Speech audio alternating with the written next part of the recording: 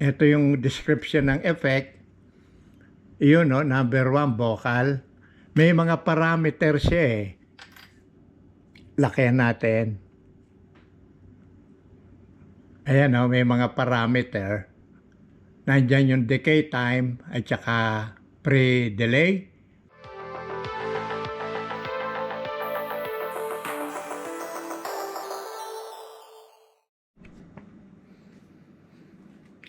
Hello, good day sa mga taga-subaybay. Magbi-video tayo ngayon para ipakita ang pag-set up ng built-in sound effect ng mixer. May iba siguro napanood yung video ko tungkol sa Lexicon Sound Effect Processor. Nagtatanong sila kung paano ang setting naman pagka built-in sound effect ng mixer. Walang general rules dyan. Actually, nag-post ako sa Facebook na linagay ko sa comment na walang general rules sa pag-set up ng built-in sound effect dahil iba-iba ang feature ng mga mixer. Depende sa brand at klase.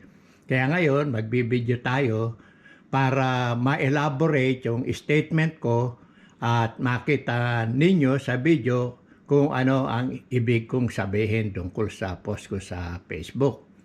Kaya ito, makikita natin tatlong klaseng mixer. Itong Alto na model CMX 122FX, Behringer XE NYX 1202 SPX at saka itong Yamaha MG10XU. So pag-aaralan natin yung mga feature nito at kung paano gamitin at maririnig na rin natin ang tonal quality ng mixer. I-set up ko lang ito. Bigyan nyo ako ng konting time. Una nating pag-aaralan itong Alto mixer. Pakita ko muna sa inyo yung ginawa kong connection. Ito ang microphone wireless adapter natin. Pogolab ang brand. Ang gagamitin nating mixer, microphone, itong PL80A.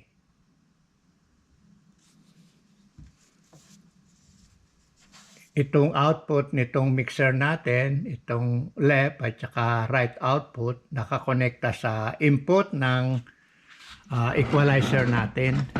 Para makita nyo, ito yung equalizer natin. Ito, DBX na 231S. Yung output naman ng equalizer, nakakonekta sa input nitong Carver amplifier.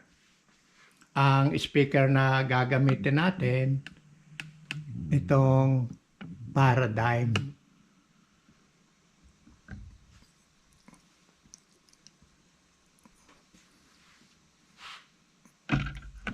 Balik tayo dito sa mixer. Tandaan nyo, ang pag-aaralan lang natin yung mga feature niya. Yung gain nito na set ko na para wala tayong maubos na time sa pag-gain setting. Pagtuunan natin ng pansin itong mga knob na gagalawin sa pag-set up ng sound effect. Dito sa Alto, ang nakikita ko, ito kung makikita nyo, nakalagay FX. Yung isa, monitor to, kaya dito tayo sa FX. Ito ang FX send. Ay ibig sabihin ng send, ipapadala sa channel 1 yung effect na makukuha dito sa built-in ng mixer. Pagkagaling nito sa channel, ibabalik ngayon ng sound effect processor dito sa mixer. Kaya ito, gagalawin din natin itong aux return, pero nakatarget dito sa main mix. May nakalagay dito kasi monitor. Sa monitor lalabas yan pag itong ginalaw natin. So dito tayo. Ayan na, aux return to main mix. Actually yan, basic yan sa lahat ng mga may built-in sound effect processor na mixer. Makikita nyo mamaya sa Behringer tsaka Yamaha. Nagkakatalo sa application. Itong effect. Tulad nitong alto, dalawa ang knob niya. Isa nakalagay dito preset, isa dito variation. May effect siya na ito 16. Tinignan ko sa manual, may mga parameter yan. Lakayan natin. Tulad nito, number 1, vocal 1. Ito yung vocal 1, number 1. May description dyan. Reverb siya. Simulating a room with small delay time.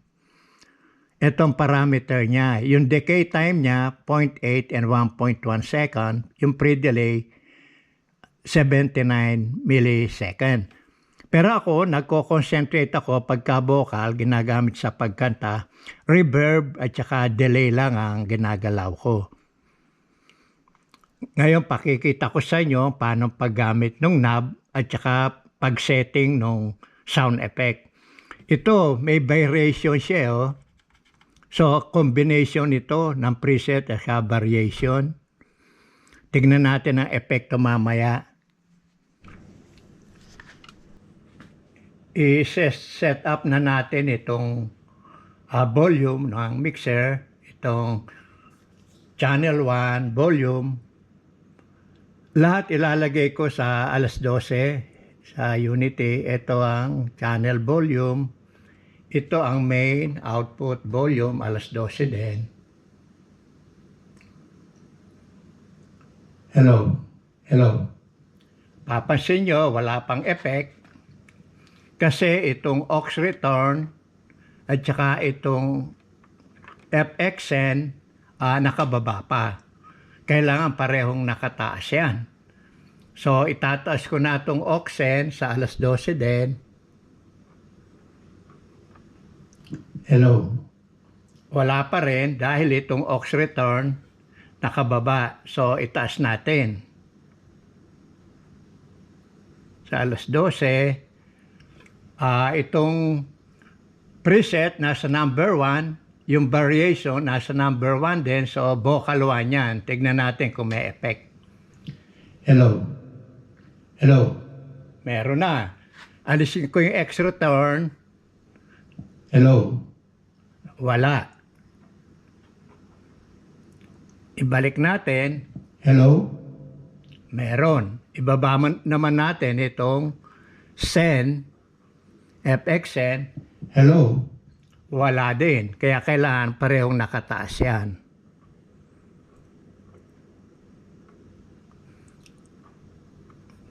Hello. Meron na, pero kung gusto nyong ma-mute yung FX kahit nakataas yung aux return at saka FXN, i-press lang itong FX mute. Hello. Wala na. So, press natin uli para magka-effect. Hello. Ngayon, ako, nasabi ko nga laging reverb and delay lang ako. Kaya kung titignan ko dito, ito reverb plus delay, number 14. So ilalagay ko sa number 14, itong preset. Testingin ko. Hello. Masyadong maugong dahil itong variation nasa vocal 1. Maghahanap ako ngayon ng delay din. Kasi ito, reverb plus delay na parang kulang ng delay. Number 11, stereo delay. Ilagay ko sa number 11. Hello. Parang kulang naman ng reverb. Baliktarin natin ngayon. Ilalagay ko yung preset sa 11 at 14 naman yung reverb and delay. Tignan natin. Hello. Mas maganda to. Hello? Hello? Test one. Hello? Test? Okay. So, ang napili ko dito, preset is number 11. Yung variation niya, number 14. So, bahala na kayong maglaro kasi marami kayong pagpipili at saka parameter. Example lang yung ginawa ko paano pag-set up nitong alto. Singit ko lang itong segment na to. Nireview ko yung video. Hindi mabasa yung description nung effect nitong alto. Nagkaroon ng reflection yung ilaw. So, ulitin natin. Ito yung description ng effect. Yun, no? Number 1, vocal. May mga parameter siya eh. Lakihan natin.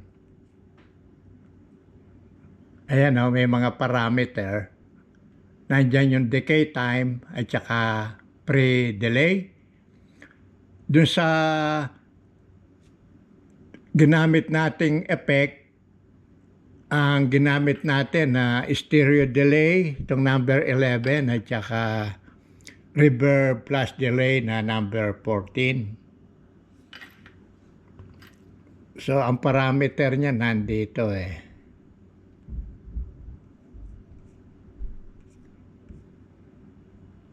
Pangatlo ito. 1, 2, 3 ito. Yung delay period,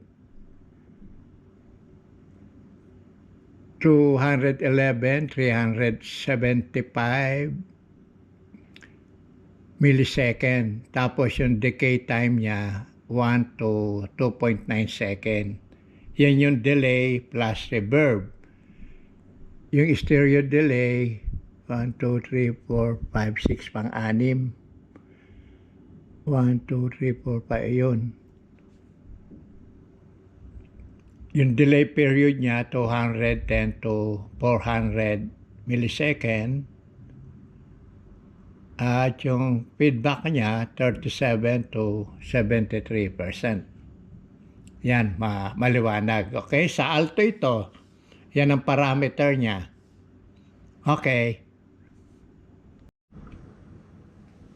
Sunod na pag-aaralan natin itong Behringer na 1202S FX. Bigyan nyo uli ako ng konting time para mailipat ko yung connection from alto to Behringer. Ito ng Behringer, the same setup din ng alto. Kung mapapansin nyo, tulad ng sabi ko kanina, usually merong aux-in at saka aux-return pagka built-in sound processor effect ng mixer. So sa Behringer, ito yung knob ng aux-in pero nakasulat FX lang. Pero mapapansin nyo orange siya. So kakaiba to sa regular knob. Yung aux-return niya, ito orange din yung kulay ng knob. Ang nakasulat FX to main lang, hindi tulad nung alto na nakalagay na aux-return to main mix. So ito nakalagay FX to main lang. So kailangan ito nakataas.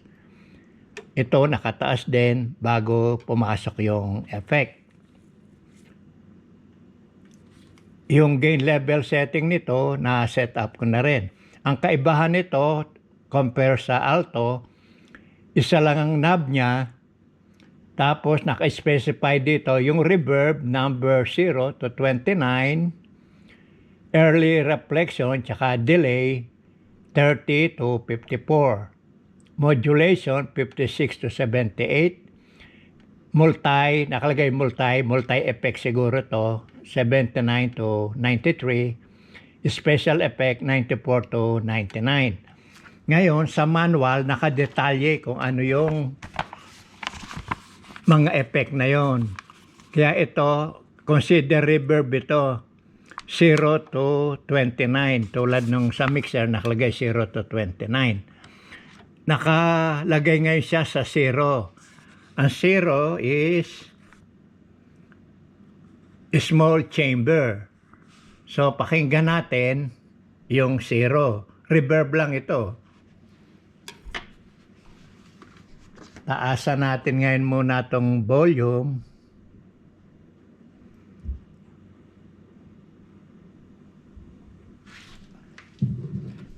Testingin natin. Hello. Hello. Walang effect na pumapasok. Taasan natin itong FXN at saka FX return. Hello. Hello. Konti lang ang pagbabago. So, titingin tayo ng isang program na madaling marinig ang kaibahan. Itong number 14, kung nakikita nyo, church. Sa number 14 tayo, pakinggan natin.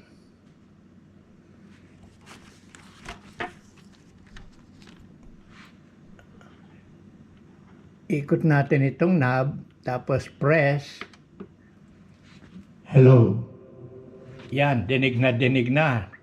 Parang nasa loob ka ng church. Hello. Hello. Nasabi ko kanina, gusto ko lagi reverb or delay. So, itong 0 to 29, reverb lang yan eh. So, hanap tayo ng reverb at saka delay. Teka. Ito, number 86 to 88. Tatlo.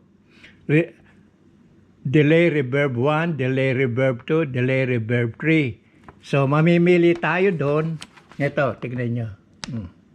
86, 87, at saka 88. Ilagay ko sa 86 muna.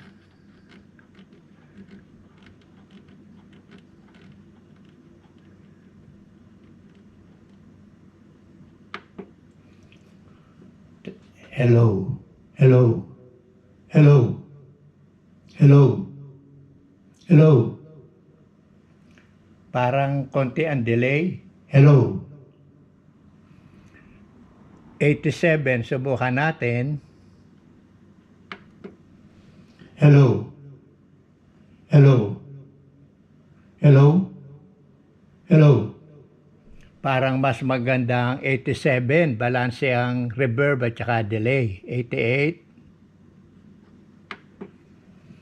Hello. Hello. Hello. Parang dominant ang reverb ng 88. Balikan natin yung 87.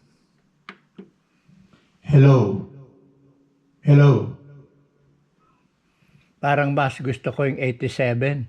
Just to make sure, balikan ko yung 88. Hello. Hello. 87 nga yata. Hello. Hello, taas. Hello. Okay. So, sa Behringer, 87 ang napili ko. Pero compare sa reverb and delay ng alto, mas gusto ko yung effect ng alto. Okay? At saka itong Behringer, wala siyang FX mute. I think wala nga. Wala. Set ko naman ngayon itong Yamaha. Pakinggan natin. Ito ng Yamaha. Same setup din ng Alto at Behringer. Ang napapansin ko dito, yung knob para sa sound effect, tatlo ang gagalawin. Ito yung FXN, no? Kulay puti, FX lang ang nakalagay. Understood na yon dahil isa lang ang FX na knob dito. Ngayon, yung FX return niya, nandito. Ang napapansin ko lang, meron siyang parameter, kaya mas maganda ang pag-fine-tune nito. Meron siyang parameter na knob. Nandito, ito. Kaya tatlong gagalawin natin. Ito, at saka ito. Sa sound effect yon. So ngayon, nakatarget siya sa program number 1, meron siyang 24 preset na dedicated program.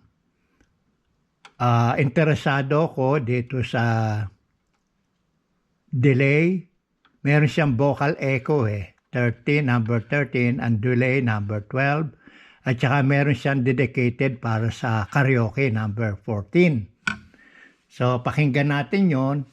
Pero for the meantime, pakinggan natin tong number 1. Tingnan natin kung pumapasok yung sound effect. Itataas ko na yung volume nito. Yan, alas 12. Yung mga knob ng sound effect, ilalagay ko din sa alas 12. For now, testingin natin. Hello. Hello. Hello. So, wala pa. Itataas ko tong FXN, alas 12. Hello. Hello. Wala pa rin. Lagay ko tong FX return sa alas 12. Hello. Hello. Hello. Hello. Mahinang mahina. So, galawin natin yung parameter ngayon. Hello. Hello. Meron na. Hello. Hello. Hello. Lagay din natin sa alas 12. Start tayo sa alas 12. Hello. Hello. Yan, dinig na. Hello. Subukan natin ngayon umpisa natin yung karaoke. Dahil pang karaoke naman Number 14. Ayan, 14, karaoke. Hello. Hello. Hello. Parang mahina yung delay.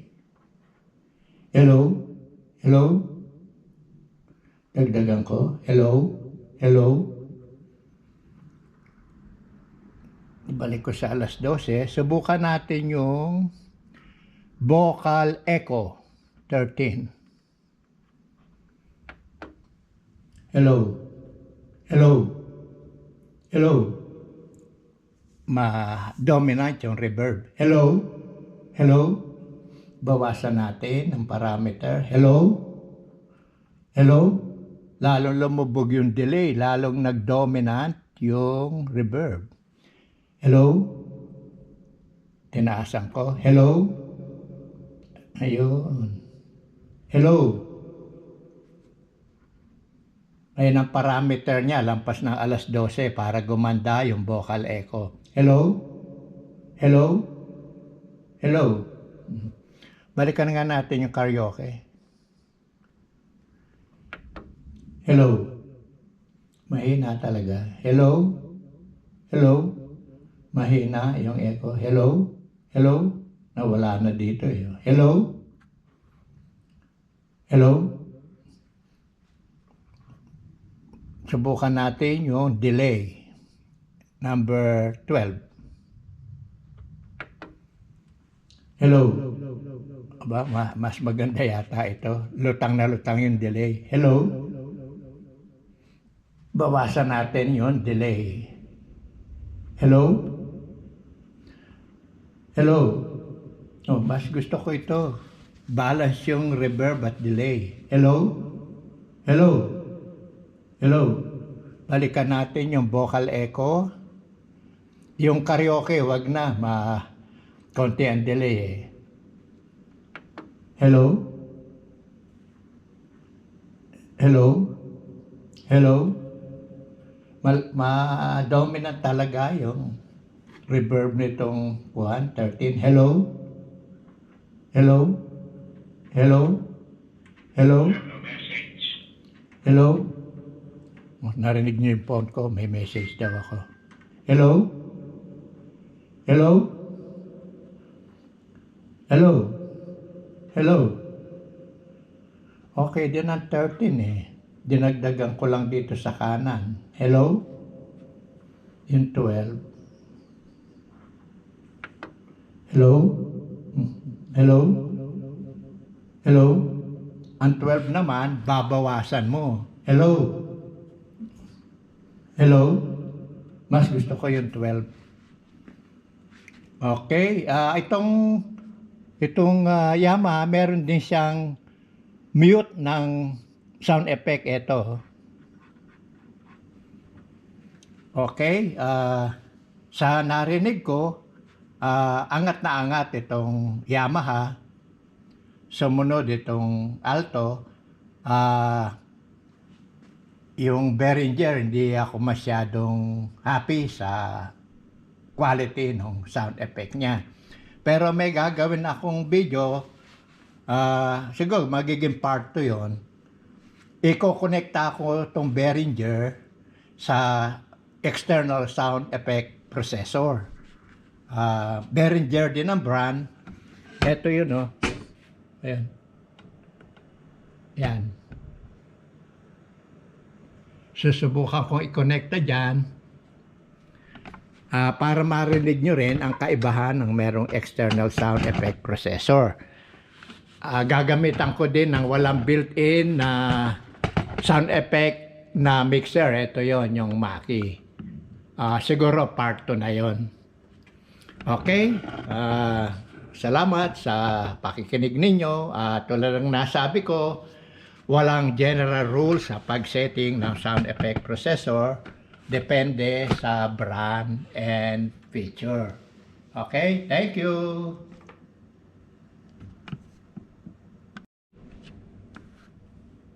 Nasabi ko yata sa pakikinig lang. Salamat din sa panonood ninyo. Thank you ulit!